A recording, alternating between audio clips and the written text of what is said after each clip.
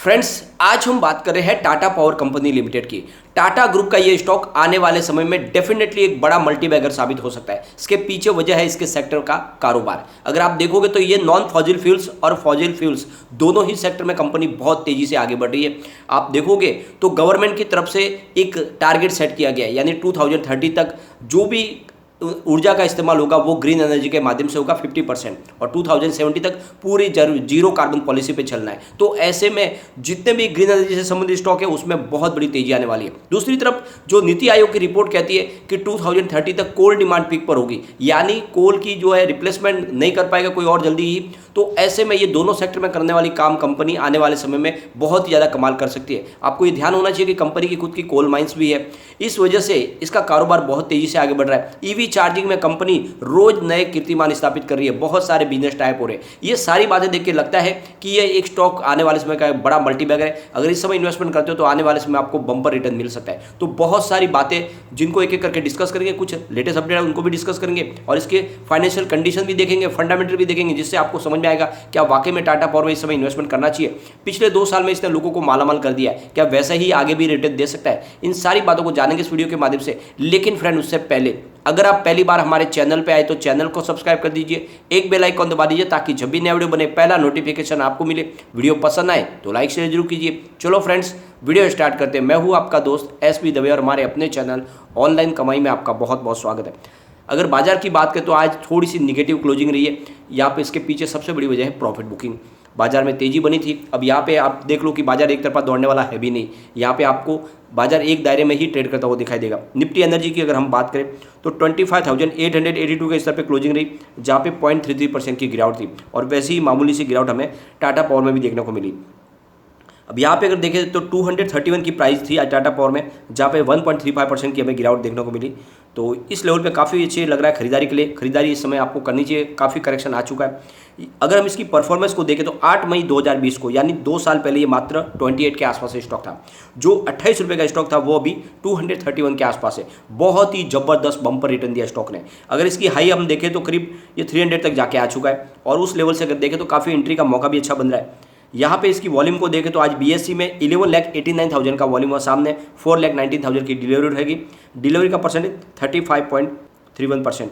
अब यहाँ पे अगर एनएससी की हम बात करें तो यहाँ पे 1,14,33,000 का वॉल्यूम हुआ, सामने 29,55,000 की डिलीवरी उठाएगी।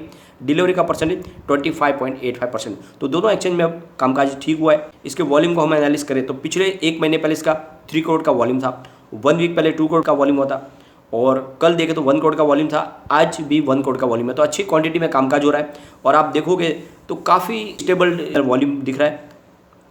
हम इसकी परफॉर्मेंस अगर देखें तो 107 इसका 52 वीक का लो है, 298 52 वीक का हाई है। फिलहाल स्टॉक 231 पर है, यहाँ पे बिल्कुल एंट्री की जा सकती है। यहाँ पे एक बड़ी अपडेट निकल के आ रही है, उसके हिसाब से टाटा मोटर्स ने अपने आप एक बड़ा प्रण लिया है कि आने वाले समय में जितना हो सके वातावरण में जो पोल्यूशन होता है उस पोल्यूशन को कम करने में वो पूरी कोशिश करेंगे। उनकी तरफ से योगदान न बढ़े कि पोल्यूशन बढ़े, इसलिए वो लगातार अपने जो व्हीकल है उसको भी ईवी में कन्वर्ट करने की कोशिश करें ताकि जो पोल्यूशन है उसको कम किया जा सके। साथ में उन्होंने अब एक बड़ा निर्णय लिया कि वो जितने भी उनके प्लांट्स हैं उन मैन्युफैक्चरिंग प्लांट्स को सबको ग्रीन एनर्जी के माध्यम से ही चलाया जाएगा, यानी वहाँ पर सोलर रूफटॉप लगाया जाएगा ताकि हो सके उतना पोल्यूशन कम हो। तो ऐसे में बहुत सारी अपॉर्चुनिटी निकल के आ चुकी है टाटा पावर के लिए, यानी हिंदुस्तान में जितने भी प्लांट्स होंगे टाटा मोटर्स के, वहाँ पे टाटा मोटर के प्लांट्स में अब टाटा पावर के माध्यम से सोलर रूफटॉप लगाए जाएंगे। तो आप देखोगे लगातार काम शुरू हो चुका है। अब ये 7 मेगावाट का सोलर रूफटॉप नया लगाया गया, उससे पहले भी इनके 10 मेगावाट का लगाया गया, तो इनके बीच में एमओयू साइन किया है। इसी तरह के एमओयू इन्होंने टाटा स्टील के साथ भी साइन किया, जितने भी टाटा स्टील के प्लांट है वहाँ पर भी सोलर रूफटॉप लगाया जाएगा। तो बहुत सारी अपॉर्चुनिटी निकल के आ रही है टाटा पावर के लिए। और आप ये भी समझ लो कि ईवी चार्जिंग में तो कंपनी रोज नए कीर्तिमान स्थापित कर रही है, क्योंकि बहुत सारी कंपनियों के साथ में बिजनेस टाइप हो चुके। हिंदुस्तान के जितनी बड़ी पेट्रोलियम कंपनियां उनके साथ में उन्होंने बिजनेस टाइप किया ताकि सारे के सारे पेट्रोल पंप पे लगातार इनके ईवी चार्जिंग पॉइंट इस्टेब्लिश किए जा सके। साथ में जितनी ऑटोमोबाइल की कंपनियां हैं, तो चाहे टीवीएस मोटर हो, फिर हुंडई हो, या फिर टाटा मोटर्स हो, सबके साथ में बिजनेस टाइप किए। और तो और ये बड़े बड़े बिल्डर बिल्डर्स है उनके साथ में भी बिजनेस टाइप करें, ताकि वहाँ पर भी बड़े बड़े जो कमर्शियल प्रोजेक्ट हो या फिर रेसिडेंशियल प्रोजेक्ट हो जो हाईवे टचिंग में हो, वहाँ पर भी ईवी चार्जिंग लगाई जाए। साथ में बहुत सारी गवर्नमेंट के साथ भी उन्होंने बिजनेस टाइप किया, चाहे दिल्ली सरकार हो या फिर महाराष्ट्र की सरकार हो।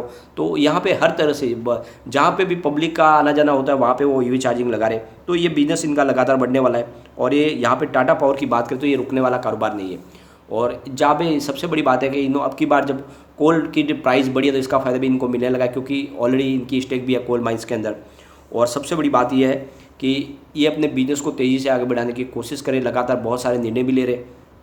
अब टाटा पावर की हम बात करें तो ये 1919 में बनी हुई कंपनी है, मिड कैप कंपनी। अगर हम 1919 यानी जब देश आज़ादी नहीं हुआ था उसके पहले गुलामी के समय की ये कंपनी है, बहुत पुरानी टाटा ग्रुप की।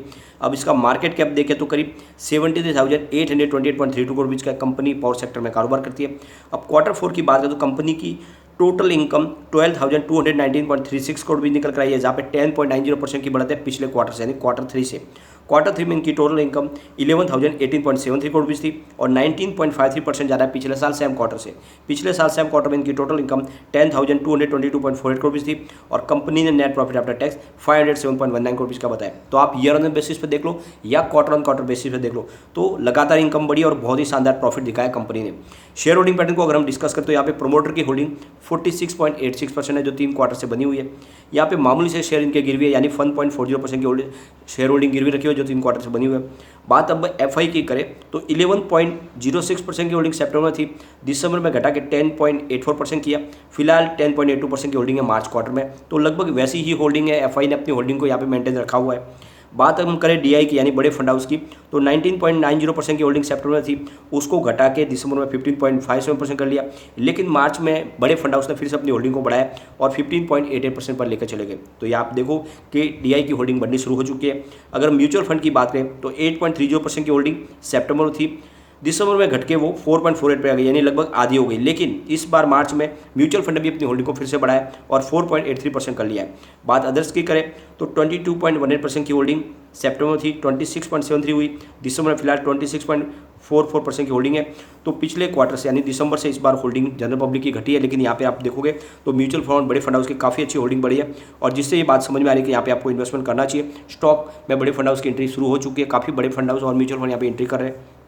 रिटर्न को देखें तो पिछले 5 साल के हिसाब से 185% का पॉजिटिव रिटर्न मिला है, 3 ईयर के हिसाब से 238% का पॉजिटिव रिटर्न है और 1 ईयर के हिसाब से 112% का पॉजिटिव रिटर्न है। 3 मंथ के हिसाब से 1.96% की तेजी है, 1 मंथ के हिसाब से 7.02% की गिरावट है, 1 डे के हिसाब से 1.35% की गिरावट है।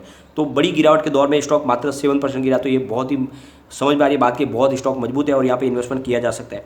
तो काफ़ी अच्छा लग रहा है, इस लेवल पे आपको खरीदारी करनी चाहिए।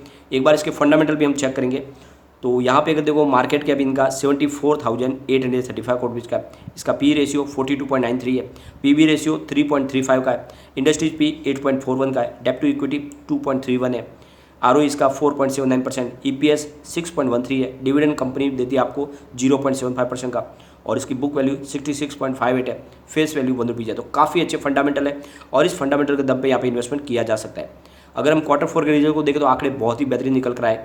रेवेन्यू इनका 11.96 थाउजेंड करोड़ का, जहाँ पे 18.1% की ईयर ऑन बेसिस पे बढ़त देखने को मिली। नेट इनकम 503.11 करोड़ रुपये के, जहाँ पे 28.04% की ईयर ऑन बेसिस पे बढ़त देखने को मिली और नेट प्रॉफिट मार्जिन 4.21% है, जहाँ पे 8.51% की ईयर ऑन बेसिस पे बढ़त देखने को मिली। तो बहुत ही बेहतरीन इन्होंने Q4 पेश किया है। यहाँ पे अगर कम्युनिटी सेंटीमेंट देखें तो अभी भी स्टॉक के साथ बना हुआ है, क्योंकि 59% बाय की कॉल है, 13% सेल की कॉल है, 28% होल्ड की कॉल है। तो यहाँ पे 100 में से 87% लोग इसको लेना पसंद करें, जो एक बहुत ही अच्छी बात है। एक बार इसके पिवट लेवल को चेक करेंगे, यहाँ से अगर गिरावट होती है तो 231 का फर्स्ट सपोर्ट है, ये सपोर्ट टूटा तो 229 तक स्टॉक जाएगा और नीचे गया तो फिर 227 तक जा सकता है। लेकिन अगर पॉजिटिव माहौल बना तो 236 का फर्स्ट रेजिस्टेंस है, इसको ब्रेक करते ही 238 तक स्टॉक जाएगा और वहाँ पहुँच गया तो फिर 240 तक भी जा सकता है। तो पॉजिटिव माहौल बना 240 के पार जा सकता है, परंतु मैं इसको कहता हूँ कि लॉन्ग टर्म के लिए होल्ड कीजिए। जिस तरह से नीति आयोग की रिपोर्ट कहती है कि 2030 तक कोल डिमांड पीक पे होगी और सरकार ने जिस तरह से 2030 तक के लिए एक गोल सेट किया कि ग्रीन एनर्जी का बिजनेस 50% तक पहुँचाना है, तो ऐसे में इसके दोनों हाथ में लड्डू है, क्योंकि ये दोनों सेक्टर में काम करने वाली कंपनी है। ये स्टॉक वाकई में एक मल्टीबैगर साबित होने वाला है और आने वाले समय ये आपको मालामाल कर देगा। मुझे लगता है अगर आप सिर्फ इसको 3 साल के लिए होल्ड करेंगे तो ये 1000 को टच करेगा। अगर आप 5 साल के नजरिए के साथ इसमें निवेश कर लेते हैं तो 1500 तक जाने की पूरी संभावना है। तो बिल्कुल निवेश करिए, बहुत ही अच्छा स्टॉक है और इन्वेस्टमेंट आपका यहाँ पे सुरक्षित रहने की भी संभावना, क्योंकि गिरावट इसमें काफ़ी कम होने की संभावना भी। तो इस समय मौका है, निवेश करें।